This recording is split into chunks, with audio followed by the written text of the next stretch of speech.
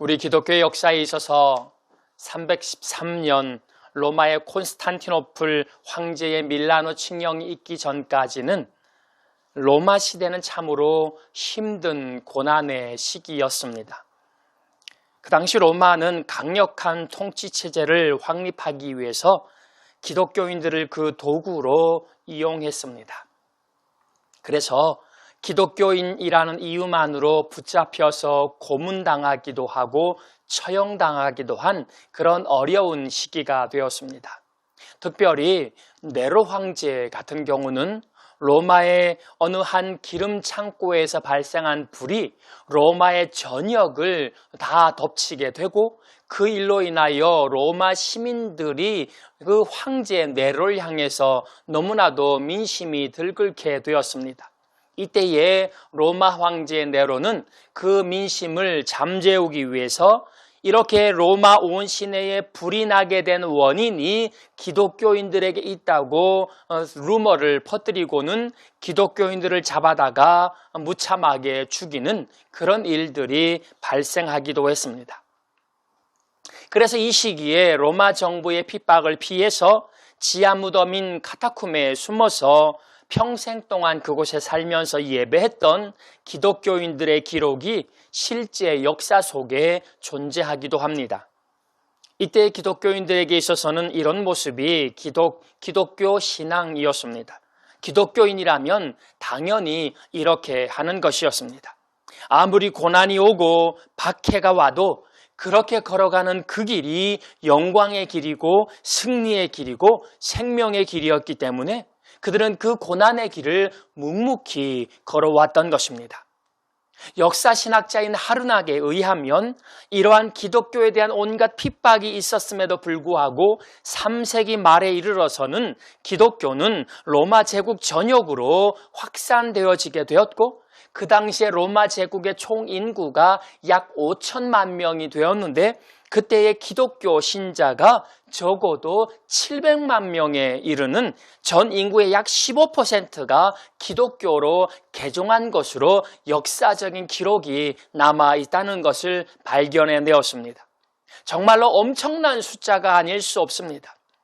요즘 우리나라 인구가 5천만이 넘어가는 시대에 예전에는 기독교 인구가 1,000만 명이라 그랬지만 이제는 점점점 줄어서 800만 명도 안 된다는 것이 지금의 현실이기도 한데 지금은 예수 믿는 것에 아무런 제약도 그리고 핍박도 고난도 없는데도 이러한 일이 벌어지는데 로마 시대에는 예수 믿는다는 것이 곧 죽는 것임에도 불구하고 점점 예수 믿는 사람들이 늘어가기만 하는 그런 놀라운 역사가 초대 기독교 시절에 있었다는 것입니다. 예수 믿는 것이 성공과 출세의 길이 아니라 예수 믿는 것이 고난과 박해의 길이었는데도 말입니다. 그런 기독교인들의 신앙의 발자취가 2000년이 지난 지금까지도 우리에게 알려지고 신앙의 모델이 되고 있습니다. 그런데 요 근래 들어서 이런 기독교 신앙이 심각한 위기를 맞이하고 있습니다. 왜냐하면 기독교 신앙이란 무엇인지에 대해서 정확하게 이 성경 말씀을 통해서 그리고 우리의 기독교의 지난 역사를 통해서 배워나가는 것이 아니라 기독교 신앙이라고 할 때에 그 신앙을 내가 생각하는 내 철학으로 아니면 세상의 환경으로 그리고 지식과 윤리로 그 신앙을 만들어 나가기 때문에 기독교 신앙을 왜곡하고 그리고 기독교 신앙을 퇴색시키는 그런 일들이 지금 현실에 있어서 벌어지고 있는 겁니다. 정확하게 성경에서 무엇을 말하고자 하는 것인가를 궁금해하는 것이 아니라 그저 내 입장에서 성경을 바라보고 해석하고 평가하는 일들이 얼마나 많이 있는지 모릅니다. 이것이 곧 기독교 신앙의 약화를 가져오고 있습니다. 이 일에 대해서 사도 바울은 미리 경고하고 있습니다. 고린도전서 4장 20절에 보니까 하나님의 나라는 말에 있지 아니하고 오직 능력에 있음이라 이렇게 말씀했습니다. 또 디모데후서 3장 5절에 뭐라고 말하는가 하면 경건의 모양은 있으나 경건의 능력은 부인하는 자니 이렇게 말씀하고 있기도 합니다. 이 모두가 다 오늘날 우리 믿는 이들을 향한 하나님의 경고의 말씀인 줄 믿습니다. 혹시 너희가 지금 경건의 모양은 갖추고 있지만 경건의 능력은 없는 거 아닌가 우리에게 묻고 있다는 것이지요. 저는 오늘 본문을 통해서 예수를 믿는다고 하는 우리들이 가지고 있는 그 복음신앙, 우리가 바라보기에는 하나님 나라는 사도 바울이 말씀하고 있는 것처럼 하나님의 나라는 말이지 아니하고 능력이 있음이라는 그 말씀을 우리가 얼마나 늘 확신하고 깨닫고 살아가고 있는지를 점검해 보기를 원합니다. 그러면 그 시작은 어디서부터일까요? 그것은 지금 내가 어떤 상태인가 하는 것입니다. 지금 여러분은 어떤 믿음의 상태이십니까? 오늘 우리가 읽은 성경 본문 중에 제 마음을 아프게 했던 본문은 열왕기상 18장 21절의 말씀이었습니다. 이 말씀을 제가 세번역 성경으로 한번 읽어보겠습니다. 그러자 엘리야가 그 모든 백성 앞에 나서서 이렇게 말하였다. 여러분은 언제까지 양쪽에 다리를 걸치고 머뭇거리고 있을 것입니까? 주님이 하나님이면 주님을 따르고 바알이 하나님이면 그를 따르십시오. 그러나 백성들은 한마디도 그에게 대답하지 못하였다. 여러분, 우리는 어떠합니까? 세상 문화와 기독교 신앙 중에서 양쪽에 양다리를 걸치고 아직도 머뭇하고 있지는 않습니까? 오늘 본문에 나오는 이 북쪽의 이스라엘 백성들도 하나님께서 선택하신 하나님의 백성들이었지만 이스라엘의 이 형편은 남쪽 유다의 형편과는 완전히 달랐습니다. 이 북이스라엘이 BC 722년에 아수르에게 망했는데 그 망하기 전까지 약 250년의 기간 동안에 19명의 왕이 바뀌었습니다. 250명에 19명이니까 정상적인 나라 같지는 않지 않습니까? 또한 이 250년의 기간 중에서 왕을 살해해서 그 왕자리를 빼앗은 일들이 무려 7번이나 일어났습니다. 심지어 그 북이스라엘의 살롬이라는 왕은 선왕을 죽이고 왕위에 오르게 되는데 한 달 뒤에 자기의 부하에게 의해서 또 죽임을 당하고 말았습니다. 왕의 자리가 한 달밖에 유지가 되지 못한 겁니다. 그만큼 북이스라엘은 하나님의 백성이면서도 하나님의 말씀대로 살아간 사람들이라기보다는 인간적인 본성이 앞선 사람이라고 볼 수 있습니다. 즉 세상 사람들과 전혀 다를 바 없는 그런 삶을 살아가는 사람들이었습니다. 그래서 이 북이스라엘에는 온 나라 안에 바알과 아세라를 비롯한 온갖 우상들이 만연해 있었습니다. 이런 북이스라엘에 어느 날부터 심각한 가뭄이 오기 시작했습니다. 열왕기상 17장 1절에 보니까 길앗에 우고하는 자 중에 디셉 사람 엘리야가 아합에게 고하되 나의 섬기는 이스라엘 하나님 여호와의 사심을 가리켜 맹세하노니 내 말이 없으면 수년 동안 우로가 있지 아니하리라 하니라 이렇게 말씀합니다. 즉 하나님께서 엘리야를 통해서 북이스라엘에게 비가 오지 않도록 한 것입니다. 왜 이렇게 되고 있습니까?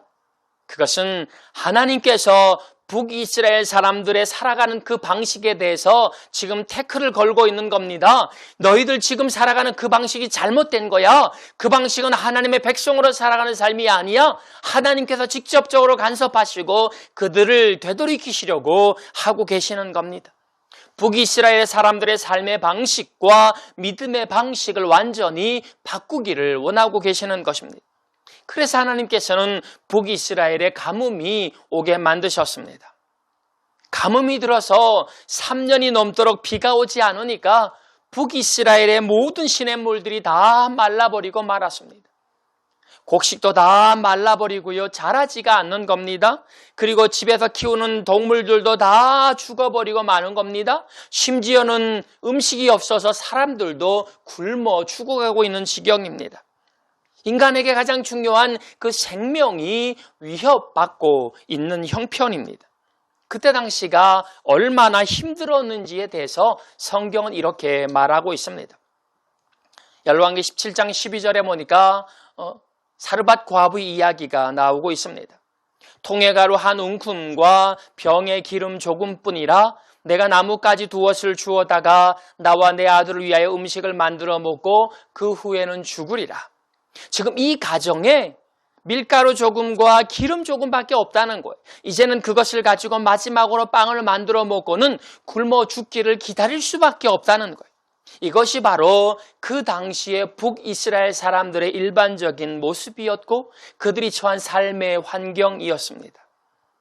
그런데 그렇게 어려운 지경에 빠졌어도 그들은 이 가뭄의 원인이 무엇인지를 알지를 못했습니다. 자신들의 신앙이 뭐가 문제인지를 깨닫지 못했습니다. 인간에게 가장 중요한 생명이 쓰러지고 있는 상황인데도 여전히 세상의 방법을 포기하지 못하고 있는 것, 이것이 바로 북이스라엘 사람들의 모습이었습니다. 그래서 이 시대에 활동했던 엘리야 선지자가 이런 상황에서 그 당시에 북이스라엘의 왕이었던 아합 왕에게 제안을 하게 됩니다. 북이스라엘 전역에 널리 퍼져 있던 바알과 아세라 신을 믿는 선지자 850명과 하나님을 섬기는 엘리야 한 사람과 갈멜산 꼭대기에서 내기를 하자. 그래서 그 산 위에 두 제단을 쌓아서 각자 자신의 신에게 기도를 해서 어떤 신이 그 기도를 들어주는가 보자. 그래서 그 신에게 이 제단 위에 있는 그 제물을 불태워달라고 기도해보자. 그래서 불태워지는 신이 어떤 신인가, 그 들어주는 신이 어떤 신인가를 한번 알아보자. 그렇게 얘기할 때에 아합 왕이 그 내기를 들어주게 됩니다. 그래서 결국에 그 갈멜산 꼭대기에서 그 내기가 펼쳐지게 되는 거지요. 그래서 한쪽에는 제단을 쌓고 그곳에는 바알 선지자 450명과 아세라 선지자 400명이 모여서 850명의 선지자들이 각자 자기의 신을 부르면서 그 제단 위에 놓여있는 제물이 불에 태워지기를 기도하고, 나머지 한쪽에는 엘리야 선지자가 홀로 하나님 앞에 기도해서 그 제단 위에 놓여진 그 제물이 불에 태워지기를 기도합니다. 가장 먼저는 이 아세라 선지자와 바알 선지자들이 기도했는데 아무리 기도해도 되지 않는 거지요. 근데 그 다음에 엘리야 선지자가 기도할 때 그는 이렇게 먼저 그곳에 모인 백성들에게 이야기합니다. 오늘 우리가 읽은 본문처럼 여러분은 언제까지 양쪽에 다리를 걸치고 머뭇거리고 있을 것입니까? 주님이 하나님이면 주님을 전적으로 따르고 바알이 하나님이면 지금까지 하던 대로 그렇게 그를 따르십시오. 언제까지 양쪽에 다리를 걸치고 머뭇거리고 있을 것입니까?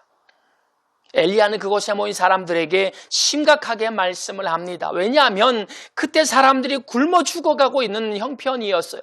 영적으로 그들은 타락했기 때문에 온 나라 안에 가뭄이 들어서 이제는 사람들이 점점 힘이 약한 사람들로부터 굶어 죽어가고 있는 형편인데 너희가 언제까지 머뭇머뭇거리고 있을 거냐? 엘리야는 너무나도 통탄스러운 그 마음으로 그들에게 애처롭게 이야기하고 있는 겁니다. 도대체 언제까지 그렇게 살아갈 거니? 양쪽에 다리를 걸치고 언제까지 그럴 거야?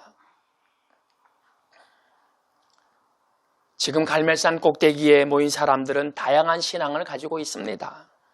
하나님에게 제사 지내기도 하고 풍요를 가져다 준다는 바알 신을 섬기기도 하고 또 많이 아이를 낳게 해준다는 아세라 신을 섬기기도 합니다.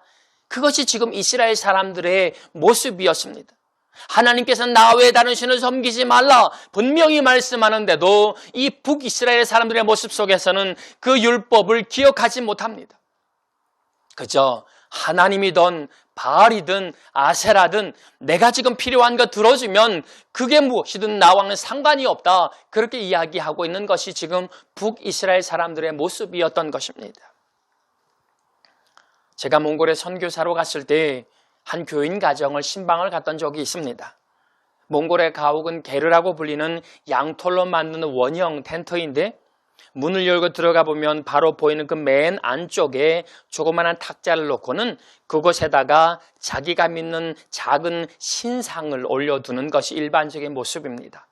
그런데 그 집에 갔더니 그 맨 안쪽에 십자가를 걸어두고 그 옆에다가 자기가 믿는 토속 신앙 그 작은 신상을 같이 두고 있는 거예요. 제가 그 모습을 보고는 그 몽골 교인에게 이야기합니다. 그곳에는 십자가만 있어야지 다른 신상이 있으면 안 됩니다. 같이 있으면 하나님께서 싫어하십니다. 그랬더니 그 교인이 처음에는 그것에 쭈뼛쭈뼛 하다가 제가 그 다른 신상은 버리도록 그렇게 권면했더니 나중에는 제 말을 듣고는 그 신상을 버리려고 하는데, 그런데 얼마나 벌벌 떨면서 그걸 버리려고 하는지 모릅니다. 마치 그 신상을 버리면 그 가정이 큰일 나는 것처럼 그렇게 벌벌 떨고 있습니다.